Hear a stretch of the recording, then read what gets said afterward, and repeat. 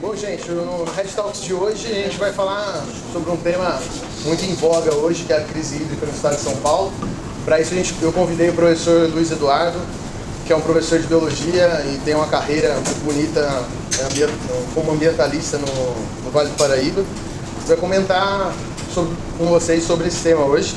Eu chamo ele aqui. Pessoal, boa tarde, tudo bem? Pena que a gente tem aí um tempo de flash, né? Extremamente rápido. Porque o assunto é bastante longo, né? E demandaria uma série de coisas para serem discutidas.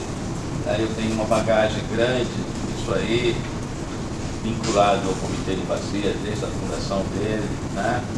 E a gente tem acompanhado bem essa questão. Bom, mas como a gente tem pouco tempo, vamos direto ao que interessa. Eu acho que o que está preocupando todos nós, ultimamente, é essa questão da possível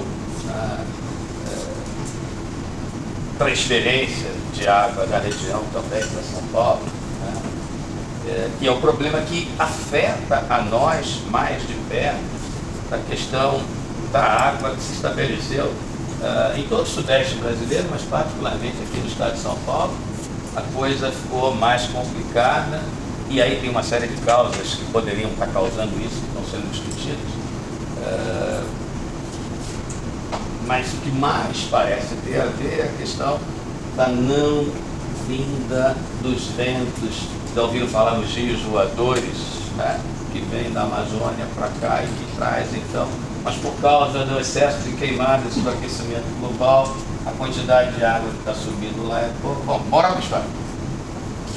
Pra vocês terem uma ideia, setembro no estado de São Paulo, a média histórica de milímetros cúbicos de água no mês de setembro, esse mês que nós temos, 90,9 milímetros, né? Hoje já é dia 18, até agora em setembro choveu 30,1. Isto é, nós já passamos da metade do mês e não choveu nem um terço da média, né? E a coisa deve continuar mais feia ainda. A expectativa que a gente tem é que, mesmo que venha água, essa água não vai ser suficiente. Um outro dado também dessa semana que é interessante. Quando a crise estourou e que o governador propôs a tal da transposição, da transferência de água para São Paulo, que afetaria nós, porque envolveria a água nossa aqui da bacia, transposição Paraíba, Cantareira. Isso foi em maio desse ano. Naquele momento, a quantidade de água era da ordem de 8,2%. Passou um tempão aí e com tudo que foi feito, a quantidade de água antes de ontem, terça-feira, era 8,9%. Quer dizer, o que choveu nesse período foi quase nada. Se a desgraça estava feia, a gente só conseguiu manter o nível de igualdade, mas o nível de igualdade 5 meses depois, na verdade, é pior. Só ficou pior e a gente não sabe o que vai acontecer no ano que vem. Na segunda-feira teve uma reunião lá na Câmara Técnica do Comitê, na Câmara Técnica de Planejamento, em que foi apresentada a proposta oficial da transposição e criou-se um grupo de trabalhos entre a ANA, para quem não sabe, a Agência Nacional de Águas, o CEIVAP, o Comitê Federal da Bacia, e mais segmentos dos 3 estados, São Paulo, Rio e Minas, que compõem a Bacia do Paraíba, para discutir e avaliar isso aí. Mas tem, desculpem o trocadilho, muita água para rolar embaixo da ponte e pouca água para disputar isso aí, né? Então o negócio está meio feio. Não se sabe bem o que vai acontecer em relação a isso. Mas a verdade é que eu estou usando a nossa região como exemplo, até porque é o que eu conheço mais, é o que interessa mais a gente. Mas como eu disse no início, o problema é generalizado. E claro, a gente não pode ficar transferindo indefinidamente a culpa para São Pedro, para Deus, ou sei lá para quem, porque não chove, né? Ou porque até chove, mas chove no lugar errado. Porque, né, a gente faz um reservatório e quer que a água caia dentro do reservatório. Não é bem assim, né? Mas a verdade é que ao longo tempo, e isso é importante dizer para vocês, esse último que a gente tem, eu só vou me dedicar mais. Ao longo do tempo, o que a gente teve foi um investimento no processo político-administrativo no Estado, né, que fortaleceu sempre os interesses da capital, né, e preteriu, sobremaneira, os interesses das outras regiões, inclusive a nossa. Até porque, no que diz respeito à água, isso foi muito mais violento ainda. São Paulo cresce entre aspas, porque São Paulo não cresce. É bom que a gente tenha esse conceito também, vocês que são da área tecnológica. Câncer cresce, né? Mas é bom? Não. Então, infecção é resultado, né, de doença, não é isso? Pois é, São Paulo incha, e inchaço é doença, não é crescimento. A gente tem que ter essa noção de coisas bem clara na cabeça, né? Não é porque eu estou entulhando gente lá e era 5 milhões, e era 10, e hoje é 20 cacetada, né? E o estado de São Paulo está dividido em 22 bacias hidrográficas, né? Só para vocês terem uma ideia, São Paulo tem rios caudalosos, né? O Paranapanema, o Grande lá na divisa com Minas, né? O Tietê, que atravessa todo o estado, o nosso Paraíba aqui. São Paulo é um estado que tem muita água, mas por incrível que pareça, é o segundo estado mais carente de água do Brasil. Só não perde para Pernambuco. Mas como é que pode isso? É porque aqui está a maior população desse país, aqui está o maior parque industrial desse país, aqui está a primeira disputando ali com parte do Paraná e Rio Grande do Sul, foco agrícola desse país, aqui está tudo, e tudo isso consome água. A água é consumida em 3 níveis, basicamente. 60% é perdido na agricultura, não se sabe direito como é que isso acontece. Por isso eu estou dizendo, nós somos muito longos aqui, nós teremos 3 meses e meio para falar aqui, tá certo? Os outros 15% perdidos na indústria, a 20%, nesse estado cerca de 20%, e os outros 10 aí que servem para alimentar a gente, né? Água para os humanos. Pois é, aí o que a capital que incha fez? Ela historicamente vem buscando água. Bines, Barapiranga, Cutia. Quando Paraibuna foi feito aqui, Paraibuna foi pensado ainda na década de 10 do século passado, 1914, 1915, tinha uma empresa chamada Codepa, Companhia de Energia Elétrica de Paraibuna, e já se pensava em fazer uma represa, mas aquilo ali foi balela.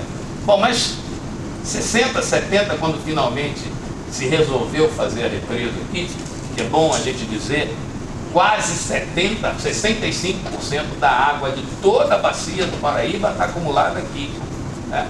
Se esse negócio estourar, eu quero estar lá no litoral, em Campo do Jordão, porque isso aqui já era. Vai tudo embora, a água leva tudo. Mas essa é uma outra história também que não cabe a gente discutir agora.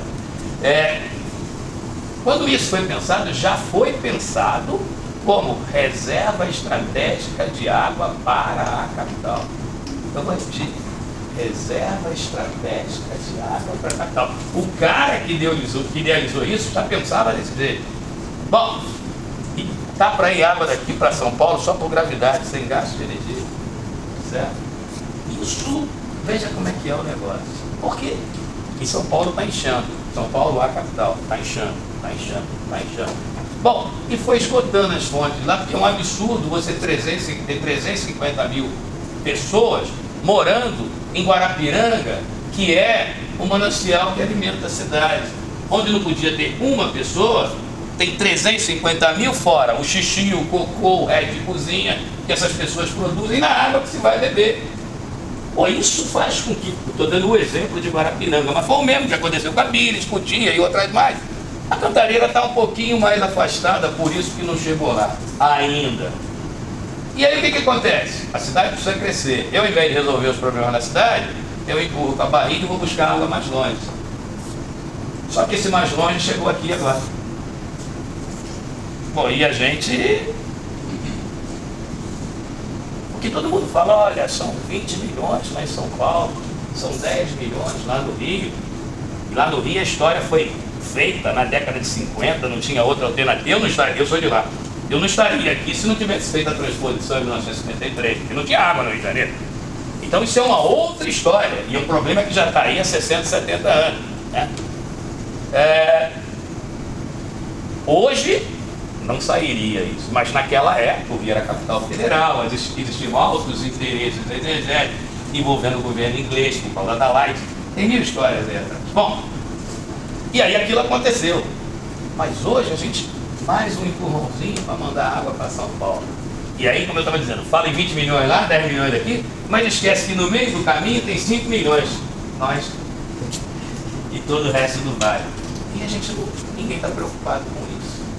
Bom, e São Paulo continua inchando e cada vez vai buscar água mais longe, cada vez vai buscar água mais longe e não se resolve o problema interno. A Grande São Paulo joga fora. Esse número é importante, vocês saberem. O desperdício é da ordem de 33% a 35%. O que eles estão querendo levar aqui, que é os 5 mil metros cúbicos da bacia do Paraíba, se eles economizarem lá 10%, eles já têm mais do que isso. É só controlar o desperdício. Mas ninguém pensa por esse lado. A capital precisa inchar, precisa crescer, no sentido deles, e vamos buscar água de quem quiser. E a bola da vez chama-se Vale do Paraíba, e os infelizes somos nós, moradores da região. Você está rindo, mas infelizmente é a verdade. Então a gente tem que pensar isso diferente.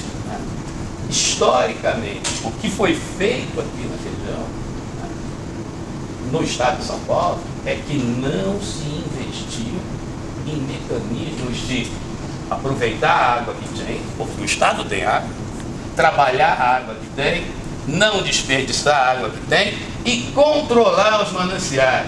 Volto a dar o exemplo de Guarapiranga. Não pode ter 350 mil pessoas morando em cima de um lugar que é fonte de água.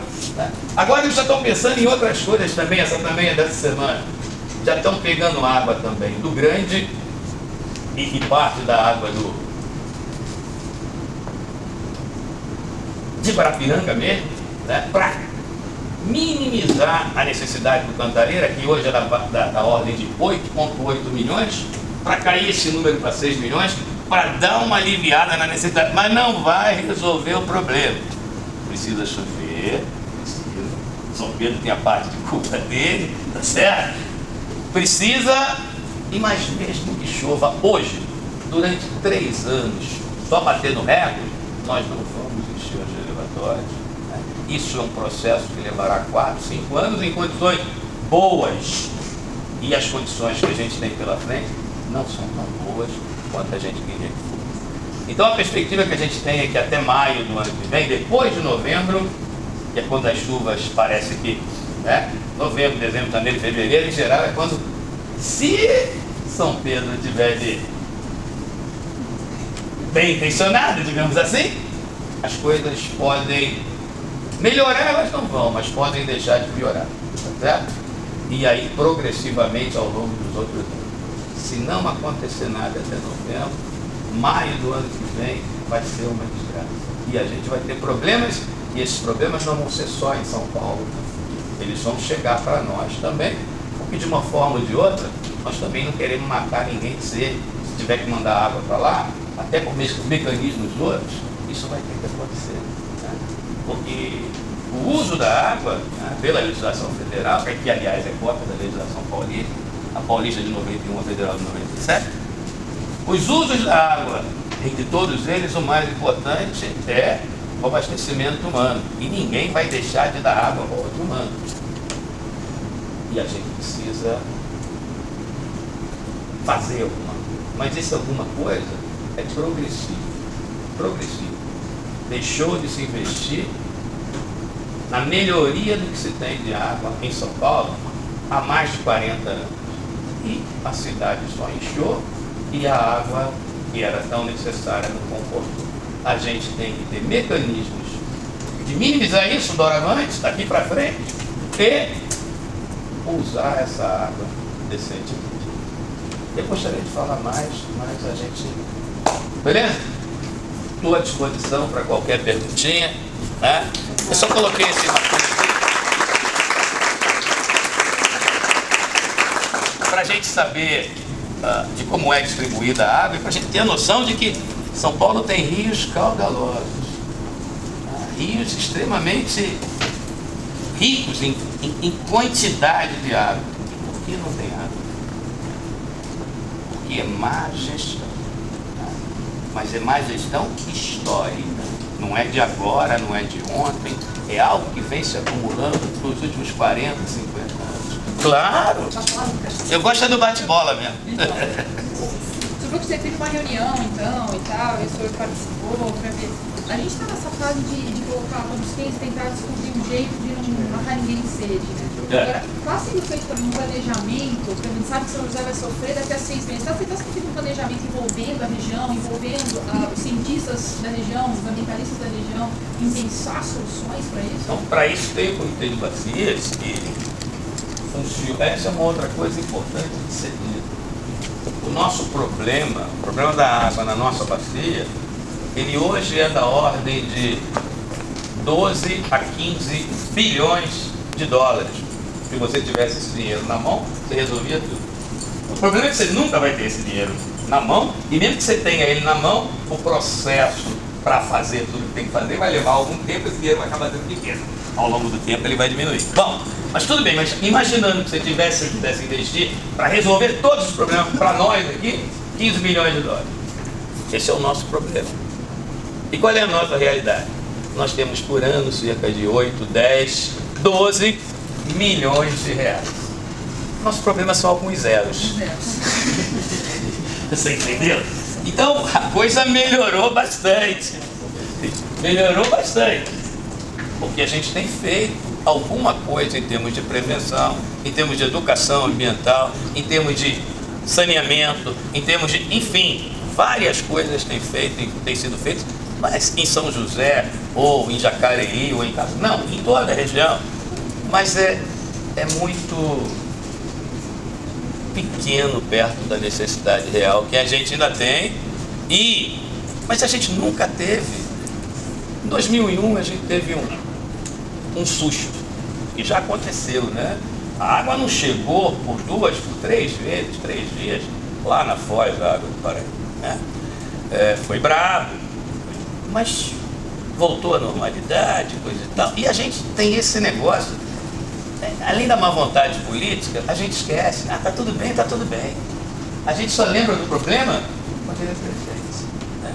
E tem coisas que a gente podia estar de fato fazendo mais em consenso, mas veja, a nossa bacia são 185 municípios, são 3 estados, isso é, e mais a União. Então, 1 e 3, 4 e 185, 189 entes políticos diferentes, com necessidades, interesses, vontades diferentes. É uma briga. Agora, isso eu estou me referindo só àquela pontinha ali do Vale do Paraíba, pensa no estado todo. Então é muito difícil. Mas a gente tem conseguido falar um pouco mais a mesma língua, e os interesses. O nosso problema hoje maior, ainda existem alguns políticos complicados, mas é talvez o dinheiro mesmo, a própria conscientização e envolvimento da população por causa dos próprios comitês, ele já existe. A participação política, mesmo com os políticos ainda sem grandes formações e interesses na área, ela acaba acontecendo porque a pressão é grande. O que falta mesmo é recurso. Mas a gente vai chegar lá. Mas na agricultura tem algum tipo de modificação na gestão da água? Não, o problema da agricultura é o seguinte: a água que vai para a agricultura, a gente tem uma ideia, mas a gente não sabe fazer. Você é proprietário de uma terra, você declara lá, você tem outorga para usar alguma coisa, em alguns casos nem precisa, depende do que você tem, se você está cadastrado ou não, que teoricamente todos deviam estar, mas nem todos estão. E aí você abre lá meia dúzia de pocinhos, você nem vai falar isso para ninguém. É tão pequeno perto do todo que você acha que aquilo não é nada. Mas se tem 1000 fazendas com 1000 pessoas pensando da mesma forma que você faz, então não são mais meia dúzia de pocinhos, são 6.000 pocinhos, e aí já dá um poção. Mas a gente não pensa assim. O problema da gente é que a gente não pensa assim. O que eu faço é pequeno perto do todo, então eu vou fazer. Mas se todo mundo faz o que é pequeno, Então a gente não tem controle efetivo sobre tudo. Claro, os megaprojetos, empresa hoje a gente controla bem. Até porque a empresa não quer pagar mais porque ela já paga. Né? Ela já... Todo mundo aqui gosta de tomar uma cervejinha? Esse é o melhor exemplo que eu sempre dou. Então, chegou no sábado, você vai lá, você toma a sua garrafinha de cerveja, né? Cada litrinho de cerveja que você bebe, foi 13 a 15 de água para fazer. Para onde foi os outros 14 que você não bebeu? Pois é. Você gosta de ter seu móvelzinho de aço, né? Para cada tonelada de aço, você gasta 70 toneladas de água. Para onde foi as outras 69 que você não usou? A gente não vê essas coisas. Na agricultura, mas na empresa a gente tem controle. Porque tudo que entra é processado e numerado. Na agricultura, você não tem, a água some. Quanto precisa para você fazer uma folha de alface?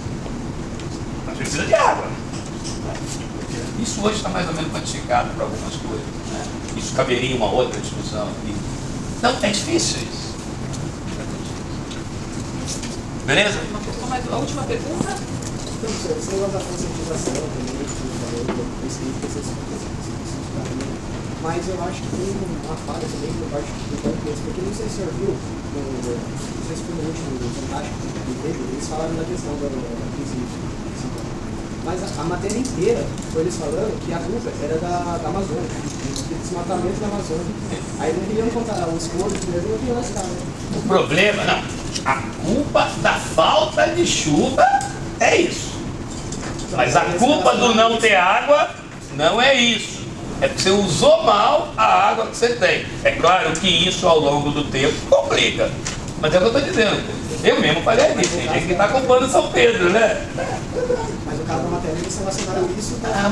Mas você está vendo o fanático do show da vítima da Rede Globo de televisão? Você vai receber enlatado mesmo, cara. Ele vai receber o que eles querem que você ouça.